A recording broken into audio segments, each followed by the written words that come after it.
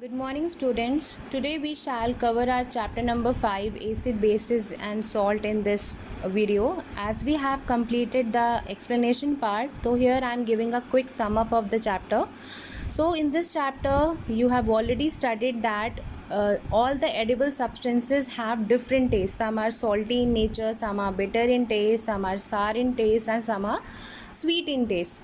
So according to their nature, here we will be able to tell which substance is acidic, which is basic and which is neutral with the help of some special type of substance which are used to test, which are named as indicator. So what are acids? Acids are the substances which have sour taste. Sour taste मतलब जो taste में खट्टे products होते हैं, they are termed as the acids. As their chemical nature, they are termed as acidic substances.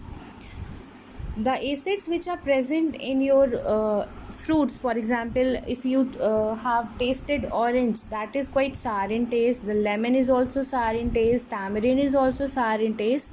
So इसमें जो ये test आपको पता लग रहा है, जो इसमें एसिड्स हैं, देट आर नेचुरल एसिड्स, वो नेचुरली उसमें प्रेजेंट होते हैं.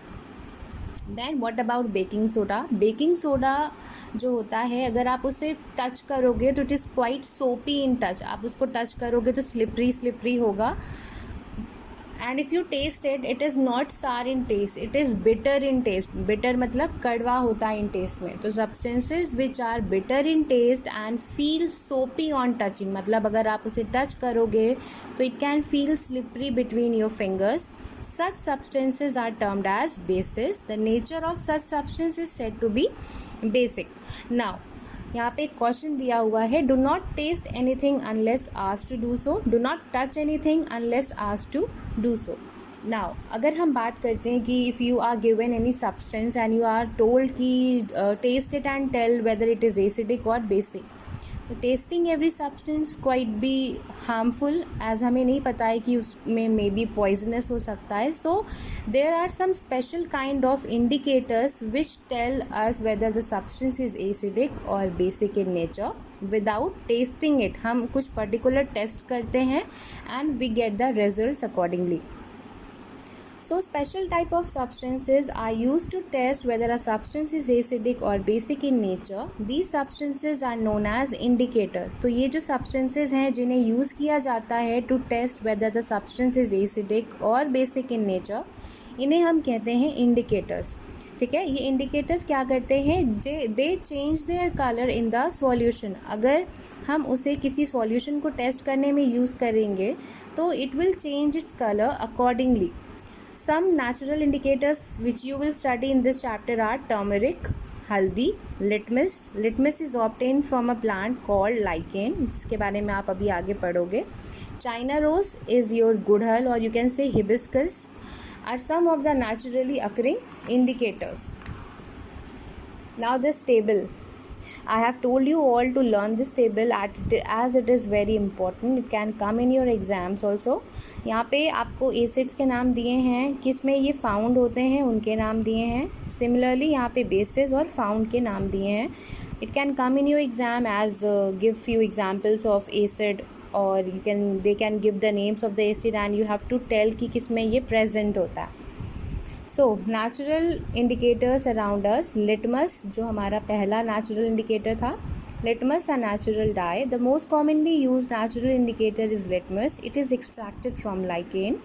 It has a mauve color. Mauve मतलब quite pink, purplish in color होता है ये. अब ये कैसे यूज़ होता है as an indicator? It turns red when added to a basic solution. When added to an acidic solution it turns red, and when added to the basic solution it turns blue. तो ये जो litmus है that is naturally purple in colour. जब आप इसे acid को test करने के लिए डालोगे तो it will turn to red colour, and if the solution which you are testing is base then it will automatically turn to blue colour. तो यहाँ पे आपको उसे टेस्ट करने की ज़रूरत नहीं, आप उस सॉल्यूशन को बस इसके ऊपर ड्रॉप बाय ड्रॉप डालोगे and it will change the colour accordingly and you will get to know whether the substance is acidic और basic. It is available in the form of a solution or in form of strips of paper known as litmus paper. Generally it is available as red and blue litmus paper. So it is the diagram which I have told you all to draw in question number 3. Next is your activity 5.1. इसमें आपको test करना है with the help of this activity. Okay, let us read it out. Mix some water with lemon juice in a plastic cup or tumbler or test tube. Put a drop of above solution on a strip of red litmus paper with the help of dropper. Is there any change in color? Repeat the same exercise with the blue litmus paper. Note down if there is any change in color. यहाँ पे हमें activity दी जा रही है litmus paper से solution को test करने की. तो solution which you are getting here is lemon juice. Lemon juice को आपको थोड़े से वाटर में मिक्स करना है एंड उस सॉल्यूशन को आपको with the help of a dropper litmus strip पे ड्रॉप करना है. आपको पहले यूज़ करना है रेड लिटमस पेपर पे.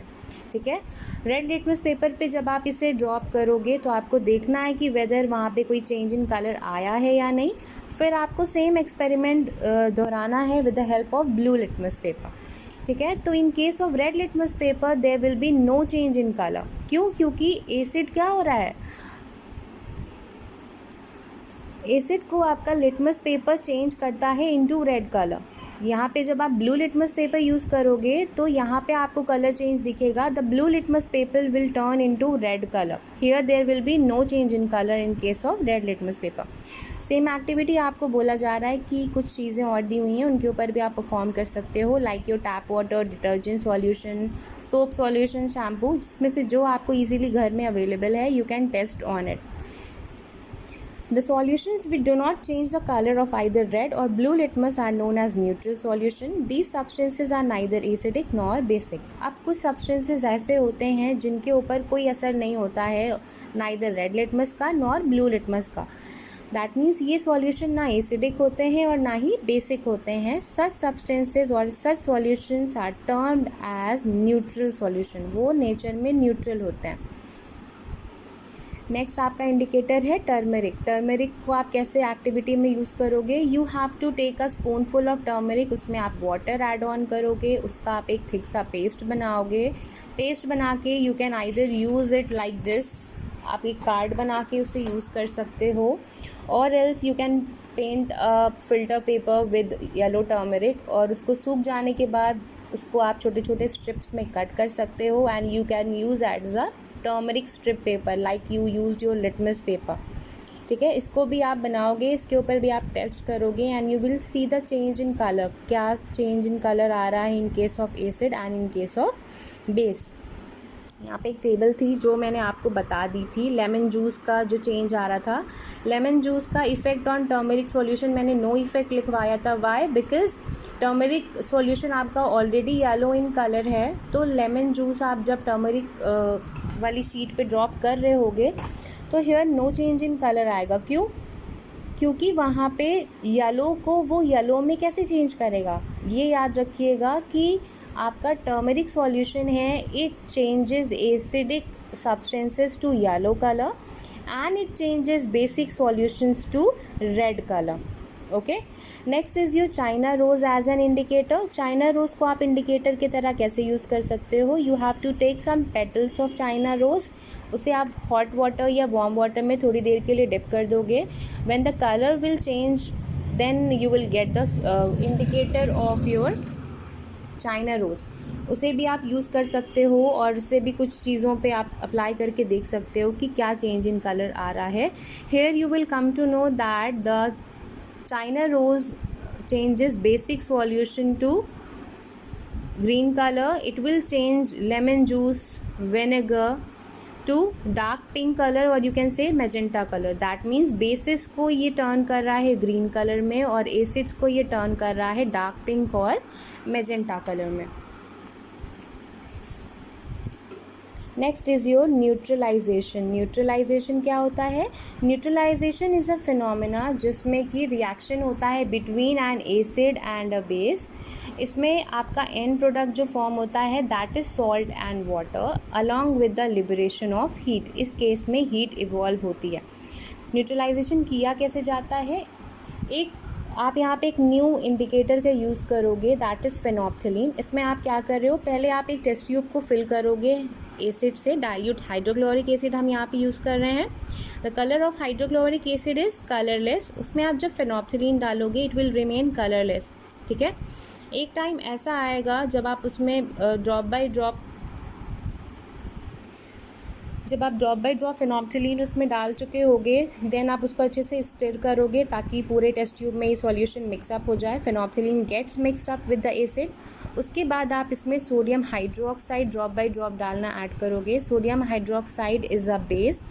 तब आप इससे स्टार्टिंग में ऐड करना शुरू करोगे तो you will not see any change in colour, but एक टाइम ऐसा आएगा दैट अचानक से suddenly the pink colour will appear in the test tube, it indicating that कि आपका जो सॉल्यूशन है that is turn to basic. जैसे ही आपका सॉल्यूशन बेसिक हो गया दैट मीन्स क्या है, अभी जो आपका रेशियो ऑफ एसिड था वो ज़्यादा था, but now the ratio of base is more than acid. उस केस में अगर आप थोड़ा सा acid that is hydrochloric acid और ऐड कर दोगे then the solution will again turn into colourless, ठीक है। फिर आप ऐड करोगे थोड़ा सा और सोडियम हाइड्रोक्साइड, फिर से सॉल्यूशन आपका पिंक कलर में चेंज हो जाएगा। ऐसे करते करते एक टाइम ऐसा आएगा जब दोनों बैलेंस हो जाएंगे, इक्वल हो जाएंगे, and at that time the solution will turn to neutral. ना ही वो सॉल्यूशन अब एसिडिक है, ना ही वो सॉल्यूशन अब बेसिक है। At that time if you try to touch the test tube you can feel कि वो थोड़ा सा हीट अप हो गया है, बिकॉज़ यहाँ पे क्या हो रहा था, अंदर रिएक्शन हो रहा था और रिएक्शन की वजह से क्या हुआ है, आपका टेस्ट ट्यूब हीट अप हो गया है and here a new substance that is salt is formed. So acid plus base is giving you salt and water. यहाँ पे हमने यूज़ किया है hydrochloric acid in place of acid. Base के जगह पे we have use sodium hydroxide. जब आप इनके बीच में रिएक्शन कराओगे देन आपका जो सॉल्ट प्रोड्यूस हो रहा है that is sodium chloride, that is common salt along with water, and इसके साथ साथ इवोल्यूशन ऑफ हीट भी होगा। Clear. Now neutralisation in everyday life. Everyday life में आप कैसे अपनी बॉडी को या जैसे भी आप न्यूट्रलाइजेशन यूज़ करते हो in your daily life. First है indigestion. Everybody is aware that our stomach produces hydrochloric acid, right. क्यों प्रोड्यूस करता है, for the digestion of food. But अगर आप एम्प्टी स्टमक हो तो आपका जो स्टमक है, एसिड जो प्रोड्यूस हो रहा है वो आपके खुद के स्टमक को प्रॉब्लम क्रिएट करेगा। यू विल फील कि आपके स्टमक एक हो रहा है, या यू कैन से आपको एसिडिटी फील होगी। दैट मीन्स आपके स्टमक में एसिड काफ़ी सारा प्रोड्यूस हो गया है। तो उसको आप कैसे न्यूट्रलाइज कर सकते हो, by adding equal amount of base. तो यहाँ पे बेस के जगह पे you are given antacid tablet such as milk of magnesia, जिसमें प्रेजेंट होता है magnesium hydroxide that is a base. तो जब आप इसे इंटेक करते हो तो क्या होता है, the acid get neutralised with the help of this base और आपका पेन चला जाता है and you get relieved. Second है एंड बाइट। एंड जब आपको बाइट करती है तो उसकी जो स्टिंग होती है उसमें प्रेजेंट होता है फॉर्मिक एसिड। जैसे ही वो आपको बाइट करती है तो it releases formic acid into your skin which causes itching. आपको इचिंग होती है, रेड हो जाता है। उस केस में अगर आप वहाँ पे मॉइस्ट बेकिंग सोडा रब करते हो दैट इज़ योर बेस, तो क्या करेगा, उसको वो न्यूट्रलाइज कर देगा और आपको पेन या आपको इचिंग नहीं होगी। नेक्स्ट है soil treatment. Soil treatment, excessive use of chemical fertilisers makes the soil acidic. Plant do not grow well when the soil is either too acidic or too basic. Now, अगर हमारा जो crop cultivation होता है, अगर आपका soil बहुत acidic होगा तो भी आपके प्लांट्स अच्छे नहीं ग्रो होंगे। अगर आपका सॉइल बहुत बेसिक होगा in that case also the plant won't grow well. इस केस में क्या किया जाता है, अगर हमारी सॉइल काफ़ी एसिडिक हो जाती है तो it is treated with basis like quick lime और स्लेग लाइम, ठीक है। इससे ट्रीट करके इसको न्यूट्रलाइज किया जाता है। अगर उसमें बेस की क्वांटिटी ज़्यादा हो जाती है तो उसमें ऑर्गेनिक मैटर ऐड किया जाता है which will neutralise the effect of base. That means soil को भी न्यूट्रलाइज किया जाता है to get good crops.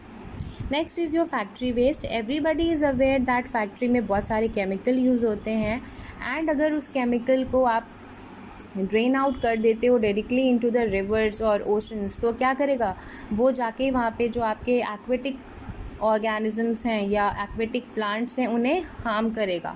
That is why पहले उनको मेन वाटर बॉडीज़ में फ़्लो कराने से पहले उनको ट्रीट किया जाता है with some basis, so that वो जाके फाइनली जब उसको मेन वाटर बॉडीज़ में ड्रेन किया जाए तो एक्वेटिक ऑर्गेनिजम्स को हार्म ना करे. Okay, I hope the chapter is clear to you all. Go through it, and if you face any problem, you can ask me in the group. Have a nice day.